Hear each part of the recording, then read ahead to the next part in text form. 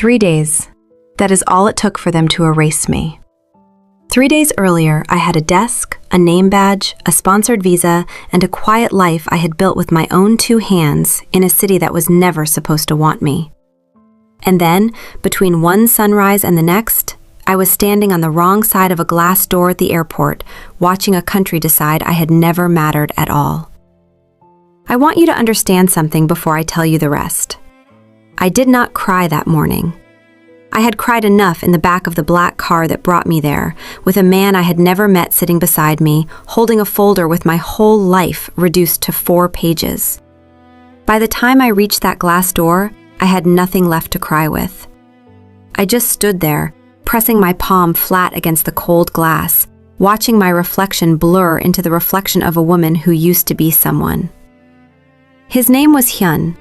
He was the one who signed the order, and he did it the way a man swats a fly, without looking, without remembering, certain that the fly would never find its way back into the house. He was wrong about that. He was wrong about everything. But to understand how wrong, you have to go back with me, not 3 days, a little further, to the morning I made the mistake of understanding something I was never meant to understand. My name is Imani. I came to Seoul 6 years ago with 1 suitcase and a degree no one here respected. I learned the language until it stopped tasting foreign in my mouth. I took the only kind of job a woman like me could take inside a family like theirs. I became invisible on purpose. I worked on the executive floor of the Seohan Group. On paper, hospitality and private security. In every other way, a dynasty. I was their interpreter and their records archivist, which is a polished way of saying I translated the documents powerful men did not want anyone outside the room to read, and then I filed them where no one would look.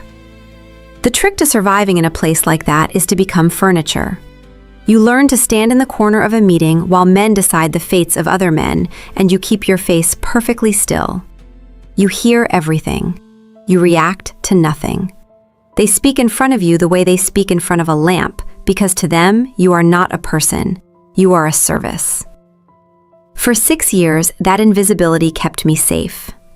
Then it almost got me killed. It started with a sealed archive set. Old transfer records, a translated authorization, and a private recording I was asked to log and forget. Routine, I thought. I had handled 1,000 like it. But that morning, as I cross-referenced the translation against the signatures, something refused to line up. A date that came before the meeting it described, an authorization signed by a man who had been out of the country that week, a name buried beneath another name, the way you hide a stain by moving the rug. I did not go looking for it. I want you to hear that clearly. I did not pry. I simply understood, because understanding is the only thing I was ever paid to do. And what I understood was this. Someone inside the family had been quietly bleeding it for years. Someone had authorized a deal that was about to collapse and had carefully written another man's name on every page of the wreckage. The man whose name was on the pages was June, the old patriarch, the one the whole world feared and respected. The man who actually wrote it was Hyun. I did not say a word. I closed the file. I told myself it was none of my business, that none of it was my fight, that a woman on a sponsored visa does not get to have opinions about kings. I almost made it out clean. But there was an elevator. We rode it together, Hyun and I, for 11 floors. He stood watching the doors. I stood watching the numbers. And somewhere around the 7th floor, he glanced at my reflection in the brushed steel, and I made the one mistake I had trained 6 years to never make. I let my face move. It was nothing, a flicker, the smallest tightening around my eyes when our reflections met. But Hyun had built an entire career on reading faces, and he read mine like a confession. He knew in that single, silent ride that I had seen what was inside the file, and he knew I had understood it. The doors opened. He smiled at me, warm and empty, and he said, "Have a good evening, Imani." He had never once used my name before.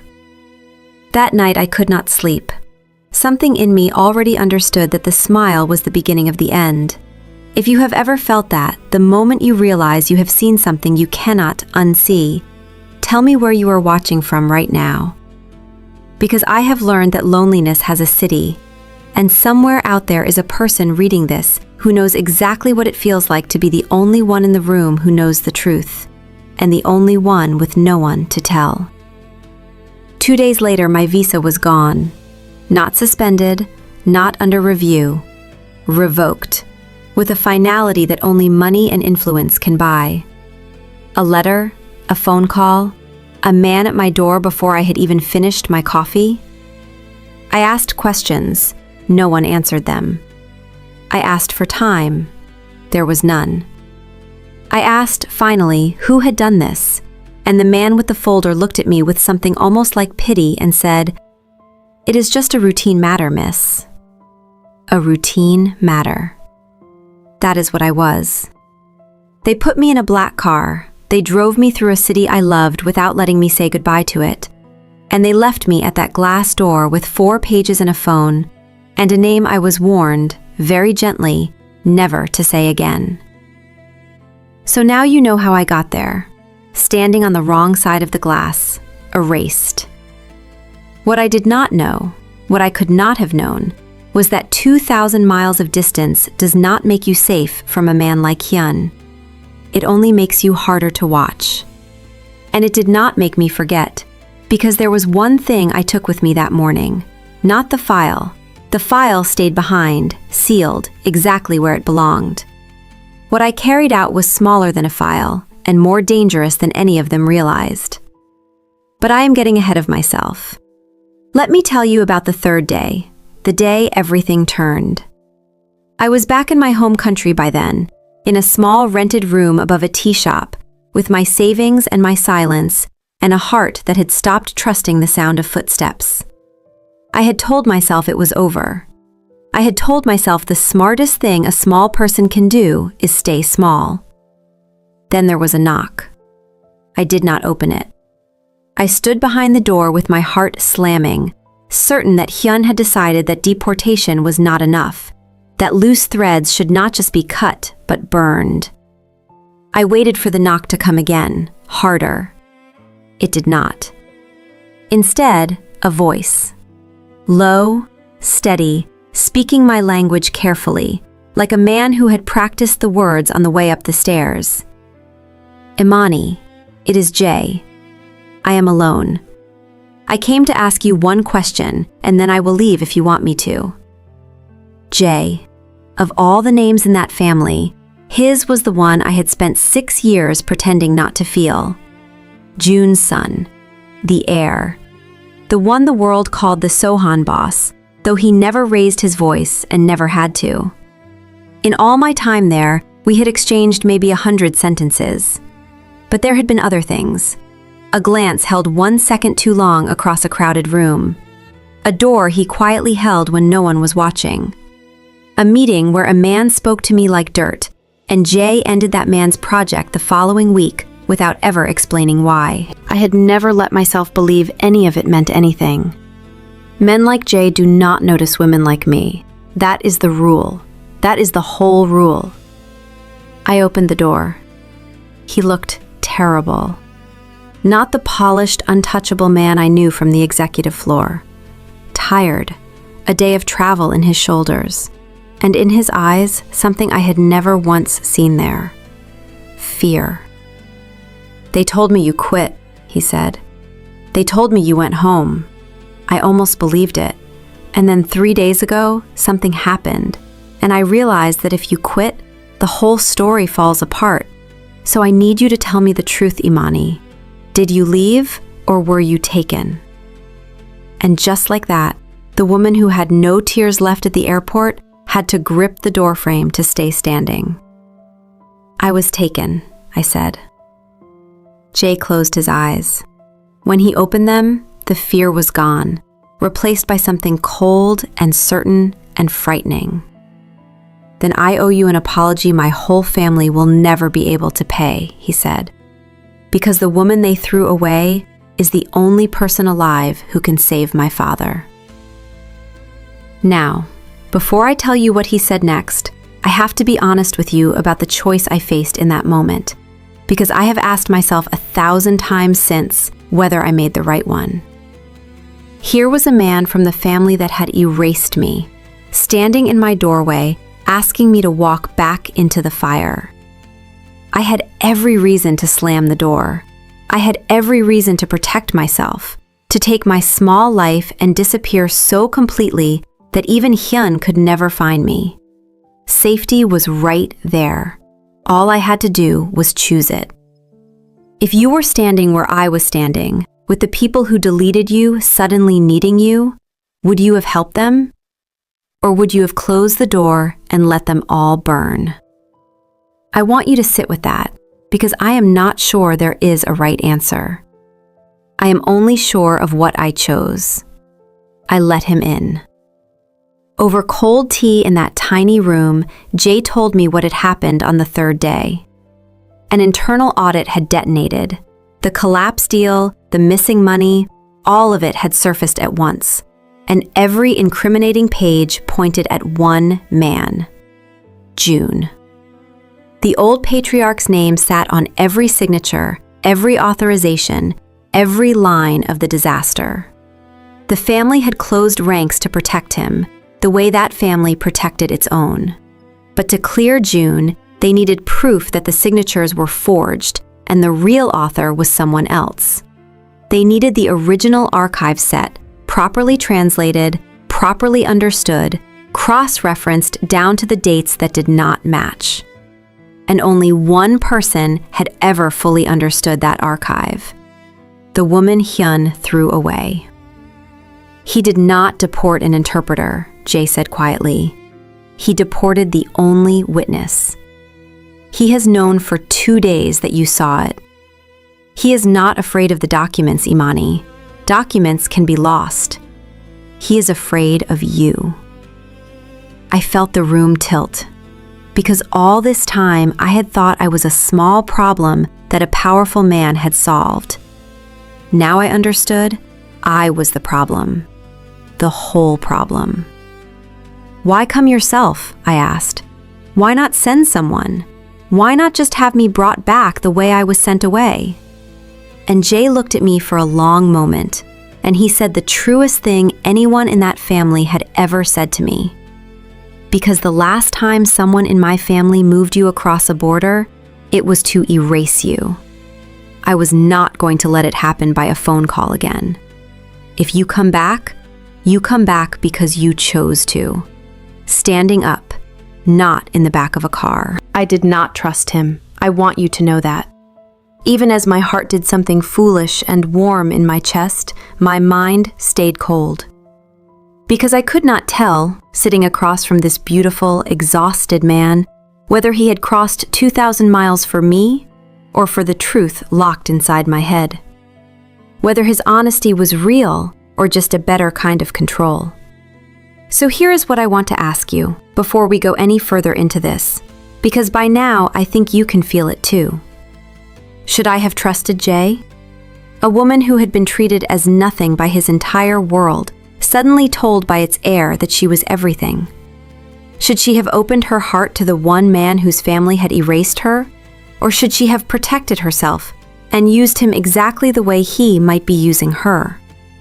Tell me what you would have done, because I made my choice with my eyes open, and I am still not sure it was wise. I went back, not because of Jay. I told myself it was not because of Jay. I went back because Hyun had decided I was disposable, and somewhere in those 3 erased days, something in me had hardened into a single refusal. I would not let a man delete me from my own life and call it routine. We flew back into the country I had been thrown out of, quietly, on papers Jay arranged through people I never saw. And the moment we landed, the danger that had only been a story became real. There was a woman waiting for us. Elegant, composed, beautiful in the cold, precise way of someone who has never once worried about money. Her name was Sarah. In the family, Sarah was the name everyone whispered next to Jay's. the correct match. The woman the elders had quietly chosen. The one whose family and Jay's family were meant to merge, like two rivers into one ocean of influence. She should have hated me on sight. Instead, she took my hands in both of hers, and her eyes filled with a warmth that I wanted desperately to believe. "You poor thing," she said. "What they did to you was unforgivable. Let me help you. I know this family better than anyone. I can keep you safe inside it." And I, who had been alone for so long, who had been treated as furniture for 6 years and erased in 3 days, felt my guard soften toward the first person in that world who looked at me like I was a person. That was my second mistake. Sarah moved me through the family like a guide. She told me which elders to flatter and which to avoid. She told me where the original archive set was being kept. She told me, gently, that Jay's interest in me was sweet but dangerous, that a man like him could never truly choose a woman like me, and that I should protect my heart by keeping my expectations small. Every word she said was kind. Every word was a leash. The midpoint of this whole nightmare came on a gray afternoon in the records vault, the place I had spent 6 years filing other men's secrets. We had come for the original archive set, the proof that would clear June and expose Hyun. Jay beside me, Min, his quiet lieutenant, standing watch at the door. The archive was gone. Not misfiled, not moved. Gone. The shelf where it had lived for years held nothing but dust and the faint rectangle where the box used to sit. Hyun had done the one thing I had not prepared for. He had destroyed the evidence. I stood there staring at that empty shelf, and I felt the floor of my whole plan fall away. Without the documents, I was nothing again. Just a deported interpreter with a story no one had to believe. And then Jay said the thing that changed everything. "He thinks the proof was paper," he said slowly, turning to look at me. "He thinks if he burns the box, the truth is gone. But the box was never the proof, Imani. You are. You are the only person alive who knows how those documents connect. The dates, the names beneath the names. The forgery sits in your memory, line by line. That is why he could never simply lose you. He had to send you to the edge of the earth." I understood it then, fully, for the first time. The reason a powerful man had crossed his own conscience to delete me. Not because of what I held in my hands, because of what I held in my head. I was the evidence. And that meant Hyun could not afford for me to ever speak. The clock, which had been about the family's reputation, became about my life. We needed more than my memory. Memory can be called a lie. We needed something physical, something undeniable. And as I stood in that empty vault, I remembered the small thing I had carried out of the country on the worst morning of my life.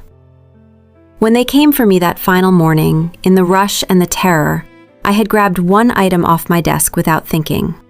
A slim audio recorder. The one I used to log the private recordings I was asked to translate. I had thought it was empty. I had thrown it in my bag the way you grab your keys, on instinct, half blind with shock. It was not empty. On it was the original recording I had been asked to log the week everything started. The private meeting. The one with Hyun's voice, clear and unhurried, instructing a man to place June's name on documents June had never seen. I had logged it, translated it, and forgotten it, because forgetting is how you survive. And then I had carried it across an ocean by accident, the one piece of proof Hyun could not destroy because he did not know it had ever left the building. I had been the evidence. But I had also, without knowing it, smuggled out the weapon. Now, before I tell you how it ended, I have to tell you about the night it all nearly broke. Because there was a moment, a single warm evening, when I let myself believe it was over. The family held a private gathering. June was there, frail but sharp, the old lion still able to silence a room with a glance. Jae presented a careful version of the truth, enough to begin clearing his father, and for one night it seemed to work. The elders nodded. Suspicion began to slide off June and toward Hyun. Sarah stood beside me, squeezing my hand, whispering that I had done it, that I was safe now, that I had earned my place. And I let myself feel it. For the first time in years, I let myself feel like I belonged somewhere. Jae found me on a quiet balcony away from the others, and he said the thing I had not let myself hope for. He said, "When this is over, I want you to stay. Not as a witness, not as someone we owe, as someone I chose." I almost believed the danger was behind us. That was the false peace. And it lasted exactly until I went to find my bag and discovered that the audio recorder was gone. Someone had taken it. Someone who knew exactly what it was and exactly where I kept it. Someone who had been guiding my every step since the moment I landed. Sarah. I think a part of me had known for a long time and refused to look at it. The kindest face in that cold world, the only person who had treated me like a human being. She had not been protecting me, she had been steering me, from the very first day, straight toward the trap, feeding everything I did back to Hyun. Because a discarded immigrant interpreter rising into power threatened the entire future Sarah had built her life around. If I won, she lost Jae, lost her place, lost the merger of rivers. So she had played the only role she knew I could not resist, a friend. Who did you suspect? Be honest with me. Somewhere along the way, did you feel it too?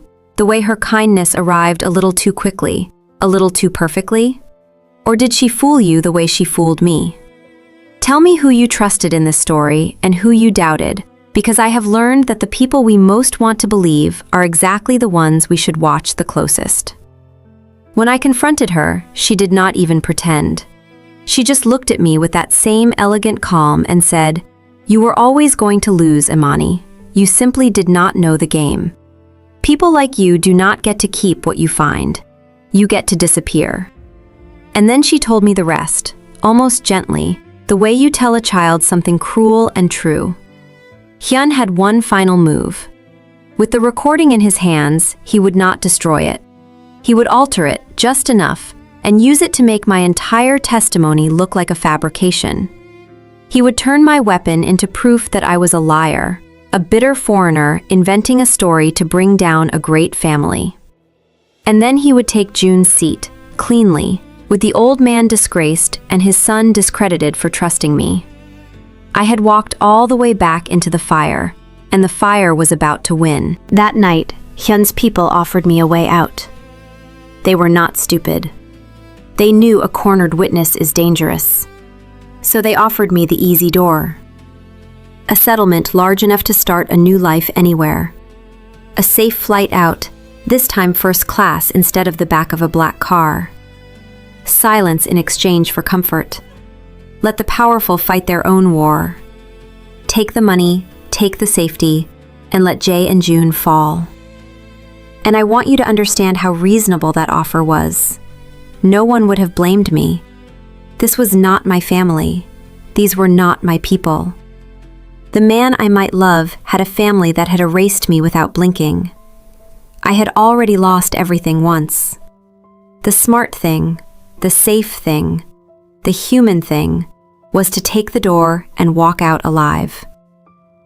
So now I have to ask you the question I asked myself that night, alone, with the offer sitting in front of me. When loyalty is on the table, where should it truly belong? To the family that owns you? To the love you are not sure you can trust? To the cold, hard truth? Or to your own survival? Because every one of those was pulling at me, and they were pulling in different directions.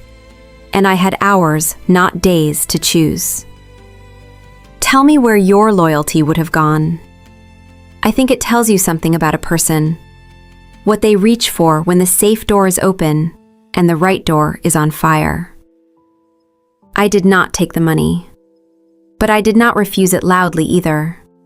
Because by then, Hyun had taught me his own lesson. and I had finally learned it. Power is not noise. Power is timing. I let them believe I was considering it. I let Sarah believe she had won. And while they were certain the deported nothing was finally going quiet, Jay and Min and I did the only thing left to do. You see, the recorder was gone. But I had spent 6 years as an archivist, and an archivist knows one sacred thing. Nothing important exists in only one place. The week I first logged that recording, I had done what I always did. I had created a translated transcript and a backup, filed deep in a sealed system under a routine reference number that meant nothing to anyone who did not know the archive the way I did. Hyun had burned the box. Sarah had stolen the recorder. Neither of them knew that the most boring, invisible part of my job, making copies no one ever reads, had quietly saved a second original where only I would ever think to look. I was furniture, remember? They never imagined the furniture kept its own records. Min retrieved it, the clean, unaltered transcript and the untouched backup, exactly as I had logged it, dated, referenced, undeniable. The one thing Hyun's whole plan depended on was that the only copy was in his hands. It never was. So here we are, at the edge of the last room. The family gathering reconvened. June at the head of the table, gaunt and waiting. The elders. Hyun, calm and certain, holding the altered recording, ready to expose the lying foreigner. Sarah beside him now, her mask finally off. And Jay, who had risked his name and his standing, and possibly his life, watching me walk into the lion's den one last time. Before I tell you how it ended, tell me what you think I did. The woman they called nothing, standing in the room of the people who erased her, with one chance and no margin for error. Did I beg? Did I break? Did I hand it all to Jay and let the men decide? Or did I do the thing none of them, not Hyun, not Sarah, not even the family that owned me, ever believed a woman like me could do? Decide now. Then watch what really happened. I walked to the center of that room, and I did not raise my voice once. Hyun spoke first, of course. He played his altered recording, the doctored version, and he spread his hands and called me a desperate woman inventing stories. The elders shifted. For one terrible moment, I watched the doubt move through them like cold water. Then I began to speak. Not loudly, the way I had translated their secrets for 6 years. Calm and exact. I named the date that came before the meeting it described. I named the authorization, signed by a man who had been out of the country that week. I named the name buried beneath June's name, line by line, the entire architecture of the forgery, the way only the person who built the translation could know it. Hyun's smile did not move, but his eyes did. And then Min set the clean transcript and the untouched backup on the table in front of June. The real recording. Hyun's own voice, unaltered, instructing a man to forge a patriarch's signature. The date matching. The reference matching. The proof Hyun had been certain he had destroyed, certain he had stolen, sitting in front of the old lion in the dead, boring handwriting of an archivist no one had ever bothered to notice. The room went silent. Not the silence I knew, the silence of being ignored. A different one. The silence of every powerful person in that room realizing, all at once, that the woman they had stepped over for years was the only one of them who had been telling the truth. Hyun's faction read the room the way men like that always do. Instantly, coldly, in pure self-interest. One by one, they stepped back from him. A man with no allies is just a man with a confession on the table. Sarah tried to speak, to spin, to to find the leash she had used on me, and found that it no longer connected to anything. June raised one frail hand and she stopped. He looked at her and at Hyun with eyes that had buried better men than both of them, and he said only, "Out of my house." That was all. No shouting. In that family, the quietest sentence was always the loudest. They took Hyun standing apart the way they did everything, in private, with documents and influence and a finality that money buys. Sarah's perfect future dissolved between one afternoon and the next, the merger of rivers gone dry. The man who had deported me like I was nothing, and the woman who had befriended me like a knife, both learned what I had already learned in the back of a black car. How fast the world can decide you no longer matter. But here is the part I most need you to understand, because it is the only part that was ever really mine. When it was over, June looked at me. The old patriarch, the man whose name I had cleared, the man whose family had erased me. He looked at me for a long time, and then he did something I am told he had never done for anyone outside his blood. He stood. He inclined his head, and he said, "We owe you a debt we cannot repay, and we owe you an apology we do not deserve to have accepted."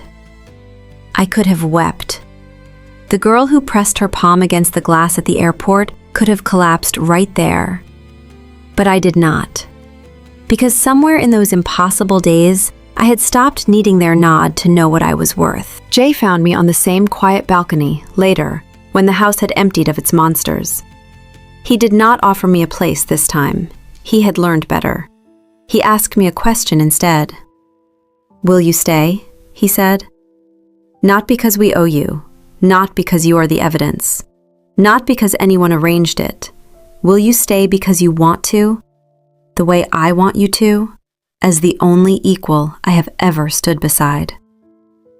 And I looked at this man who had crossed an ocean for me, who had risked his name to make sure I came back standing instead of erased, who had never once tried to be my rescuer, only my partner. And I made the last choice of this whole story with my eyes wide open. I said yes, not because he saved me, understand that, he never saved me. I walked back into that fire on my own 2 feet, and I put out the fire myself with the boring, invisible, unkillable work of a woman everyone underestimated. I chose Jay the way you choose a person, freely, as someone who had finally seen me, standing up, never again in the back of a car. So that is my confession, the thing I was never supposed to tell. The day a powerful family decided I was disposable, and what happened 3 days later when they learned, too late, exactly what they had thrown away. They thought I was nothing. They were so certain of it that they signed it on 4 pages and drove me to a glass door without looking back. And it turned out that the nothing they erased was the one thing holding their whole world up. I think there is someone watching this who has felt that, underestimated, stepped over, treated like furniture in your own life by people who were certain you would never find your way back into the house. If that is you, I need you to hear me, because I learned it the hardest way there is. The world does not get to decide what you are worth. You do. And the people who throw you away like you are nothing are usually the ones who never understood that you were everything. If this story reached something in you, stay with me. Comment and tell me where you are watching from, and whether you would have opened that door or let them burn. Like this, so it finds the next person who needs to hear that they were never nothing. And subscribe, because there is always another secret, another woman who refused to disappear, and another truth that was never supposed to be told. I was Imani. They erased me in 3 days. It took me 3 days to come back, and the rest of my life to make sure no one ever erases me again.